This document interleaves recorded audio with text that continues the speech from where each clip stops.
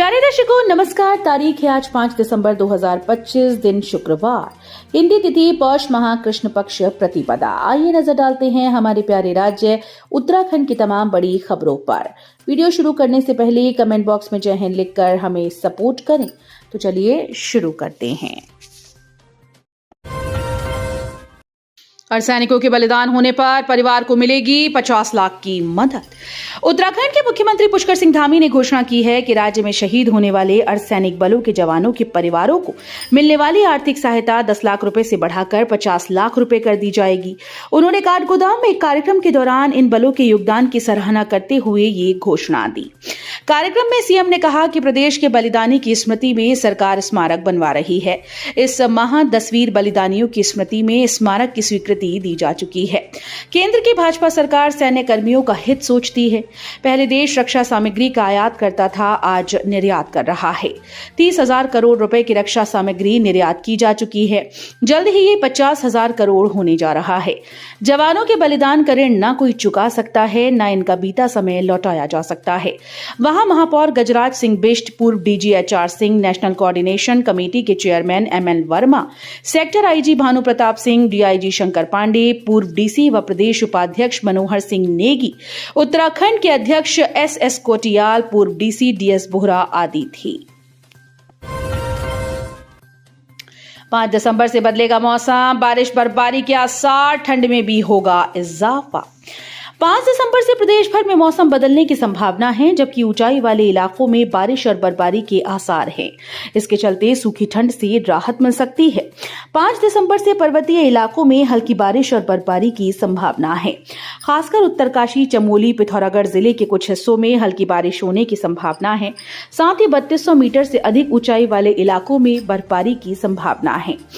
अगले ही दिन यानी 6 दिसंबर को फिर से मौसम साफ होगा, लेकिन 7 और 8 दिसंबर को एक बार और बदलेगा। पौड़ी गढ़वाल में आदमखोर गुलदार को मारने के आदेश, कैमरा ट्रैप और ड्रोन से होगी निगरानी। वन विभाग ने पौड़ी गढ़वाल में आदमखोर गुलदार को मारने का आदेश जारी किया है। प्रमुख वन संरक्षक रंजन कुमार मिश्र ने आदेश में कहा कि पहले गुलदार की पहचान की जाएगी, इसके बाद उसे पकड़ने के प्रयास होंगे। अंतिम विकल्प के रूप में उसे मारने की अनुमति दी गई है। प्रमुख वन संरक्षक ने जारी आदेश में कहा कि गुलदार के हमले से क्षेत्र में एक व्यक्ति की मौत हो गई है। वन संरक्षक गढ़वाल वृत्त और प्रभागीय वनाधिकारी को पौड़ी रेंज क्षेत्र के तहत गुलदार को पिंजड़ा लगाकर पकड़ने और आवश्यकता होने पर ट्रैंक्युलाइज कर पकड़ने की अनुमति दी गई है। तो लाखों लोगों का बंद होगा सरकारी राशन, चुनौती बना सत्यापन, अब कैसे होगा पूरा। प्रदेश में लाखों लोगों का सरकारी राशन की दुकान से मिलने वाला राशन बंद होगा। 26 लाख लोगों का अब तक सत्यापन नहीं हुआ है। 30 नवंबर तक इनका सत्यापन होना था, लेकिन इतनी बड़ी संख्या में लोगों के छूट जाने पर विभाग की ओर से ईकेवाईसी के लिए तिथि बढ़ाकर 15 दिसंबर कर दी गई। सरकार का उद्देश्य है कि हर पात्र लाभार्थी तक सही मात्रा में राशन पहुंचे और कोई भी फर्जी पहचान का उपयोग न कर सके। इसके लिए प्रदेश भर में लाभार्थियों का सत्यापन कराया जा रहा है। पंचकेदार गद्दी स्थल ओमकारेश्वर मंदिर में विधिवत पूजा अर्चना के साथ शुरू हुई शीतकालीन यात्रा। पंचकेदार गद्दी स्थल ओमकारेश्वर मंदिर में बृहस्पतिवार को शीतकालीन यात्रा का विधिवत और मंत्रोच्चारण के साथ शुभारंभ हो गया। इस अवसर पर GMVN ऊखीमठ परिसर से लेकर ओमकारेश्वर मंदिर तक कलश यात्रा निकाली गई, जिसमें महिला मंगल दल, युवा मंगल दल और विभिन्न विद्यालयों के छात्र छात्राओं ने भाग लिया। कलश यात्रा के दौरान सांस्कृतिक परंपराओं की झलक दिखाई दी। वहीं मार्ग भर श्रद्धालुओं ने कलश यात्रा का स्वागत कर पुष्प वर्षा की। लाखों का कर्ज, बैंक की कुर्की, लोकलाज का डर और फिर एक दंपति ने चुना मौत का रास्ता। हल्दोचौड़ के मुख्य बाजार निवासी रमेश दुमका की पहली पत्नी का कुछ साल पहले ही निधन हो गया था। इसके बाद उन्होंने दूसरी शादी की। करोड़ों के कर्ज ने दुमका परिवार को ऐसी गहरी मुश्किल में धकेला कि दंपति ने आखिरकार मौत को गले लगा लिया। गांव के आसपास के लोगों के अनुसार परिवार ने पिछले कुछ महीनों में परिचितों, स्थानीय लोगों और बैंकों से लाखों रुपए उधार लिए थे। ब्याज बढ़ता गया और किश्तें रुक गई तो बैंक ने कुर्की की तैयारी शुरू कर दी। दूसरी ओर जिन लोगों ने कर्ज लिया था वो भी तकादा करने रोज घर पहुंचने लगी। चर्चा है कि कर्ज के बोझ तले दबे दुमका दंपति की पूरी संपत्ति, जमीन जायदाद सब कुछ दांव पर लग चुका था। कोई संपत्ति ऐसी नहीं थी जिसे बेचकर वो पूरा कर्ज चुका सकते। बताया जा रहा है कि लोकलाज के डर और वित्तीय संकट से बेबस दुमका दंपति कई दिनों से मानसिक तनाव में थे। 3-4 महीने से स्थिति तब और ज्यादा बिगड़ गई जब बैंक नोटिस की कार्रवाई और लेनदारों की आवाजाही बढ़ने से तनाव चरम पर पहुंच गया। हालात बर्दाश्त से बाहर होने पर दंपति ने अपनी जीवन लीला समाप्त कर डाली। देहरादून समेत इन जिलों में 52 शिक्षक चिन्हित, फर्जी दिव्यांग प्रमाण पत्र से नौकरी ली थी। जांच में हुआ चौंकाने वाला खुलासा। उत्तराखंड में फर्जी दिव्यांग प्रमाण पत्र के सहारे सरकारी नौकरी प्राप्त करने वाले शिक्षकों का मामला गंभीर होता जा रहा है। शिक्षा विभाग की जांच में एलटी और प्रवक्ता श्रेणी के कुल 52 शिक्षक संदिग्ध पाए गए। इनमें सबसे ज्यादा 37 शिक्षक टिहरी जिले में तैनात हैं, जबकि देहरादून में 7, हरिद्वार और पौड़ी में 3 और उत्तरकाशी में 2 शिक्षक चिन्हित हुए। जांच में यह भी सामने आया कि शिक्षकों में से 5 पहले ही सेवानिवृत्त हो चुके हैं और 6 लंबे समय से सेवा से अनुपस्थित चल रहे हैं। 14 दिसंबर को दिल्ली में कांग्रेस की रैली, उधम सिंह नगर से जाएंगे 5000 कार्यकर्ता।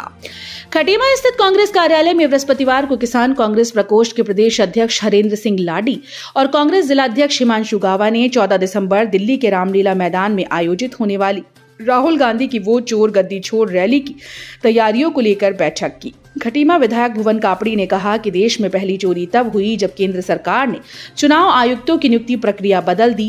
पहले चुनाव आयुक्तों का चयन एक पारदर्शी और संतुलित प्रणाली के तहत होता था, लेकिन अब सरकार ने चयन प्रक्रिया में बदलाव कर लोकतंत्र की स्वतंत्रता और निष्पक्षता पर गंभीर प्रहार किया है। 2 बच्चों की मां प्रेमी संग फरार, छोटी बहन का घर भी उजाड़ा, पीड़ित पति ने लगाई न्याय की गुहार। इस समय की दिल तोड़ने वाली खबर सामने आई, जहां 2 बच्चों की मां अपने प्रेमी यानी छोटी बहन के होने वाले पति के साथ भाग गई। महिला घर से नकदी और गहने लेकर फरार हुई है। मामले की जानकारी पर पीड़ित पति ने एसपी से न्याय की गुहार लगाई है। पुलिस ने आरोपियों के खिलाफ मामला दर्ज कर जांच शुरू कर दी। उत्तराखंड में अन्य राज्यों के मुकाबले आसान होगा एसआईआर, बीएलओ के लिए भी राह होगी आसान। उत्तराखंड में चुनाव आयोग के विशेष गहन पुनरीक्षण के लिए मतदाता और बीएलओ दोनों के लिए राह आसान होगी। मुख्य निर्वाचन अधिकारी कार्यालय ने इसके लिए पहले से काफी कसरत शुरू कर दी है। मुख्य निर्वाचन अधिकारी डॉक्टर बीवीआरसी पुरुषोत्तम के स्तर से प्री एसईआर की तैयारियां तेज करने के निर्देश दिए गए। इसके तहत सभी जिलों में बीएलओ वोटर लिस्ट मैपिंग का काम कर रही हैं। 100 रुपए में कूपन, फिर ठगी, लॉटरी के लालच में फंसे लोगों को मेयर ने दिलाई राहत, कारोबारी का सामान जब्त। रुद्रपुर नगर निगम ने गंगापुर रोड पर लॉटरी का लालच देकर लोगों को प्रलोभन दे रहे कानपुर के कारोबारी का सामान जब्त कर दिया। मेयर ने उसको कड़ी हिदायत दी। बुधवार को महापौर विकास शर्मा गंगापुर रोड पर नीलकंठ धाम के सामने सड़क किनारे लगाए गए फड़ के पास भीड़ को देखकर रुके। वहां लोगों ने मेयर को बताया कि लॉटरी के नाम पर लोगों से ठगी की जा रही है। रोजाना 30 तक घर जाएगा एक बीएलओ, निर्वाचन आयोग ने बताया कैसे हो रहा काम। उत्तराखंड में प्री एसआईआर गतिविधियां शुरू कर दी गई हैं। इस चरण में आगामी विशेष गहन पुनरीक्षण को लेकर तैयारियां तेज हैं। साथ ही एसआईआर के दौरान मतदाताओं को किसी प्रकार की असुविधा न हो, इसके दृष्टिगत प्रत्येक मतदाता तक पहुंच समन्वय और संवाद अभियान पर कार्य किया जा रहा है। देहरादून हरिद्वार हाईवे पर हादसा, गन्ने के ट्रॉले से टकराई यात्रियों से भरी बस, चालक की हुई मौत। देहरादून हरिद्वार राष्ट्रीय राजमार्ग पर नूनावाला भानियावाला में यात्रियों से भरी एक वॉल्वो अनियंत्रित होकर सामने चल रहे एक गन्ने से लदे ट्रैक्टर ट्रॉले से टकरा गई, जिससे बस चालक की मौके पर मौत हो गई। सूचना पाकर स्थानीय पुलिस और एसडीआरएफ की टीम मौके पर पहुंची। क्षतिग्रस्त बस में फंसे चालक को एसडीआरएफ की मदद से बाहर निकाला गया। तो ये थी उत्तराखंड की बड़ी खबरें। हम मिलेंगे अगले बुलेटिन में, तब तक के लिए धन्यवाद।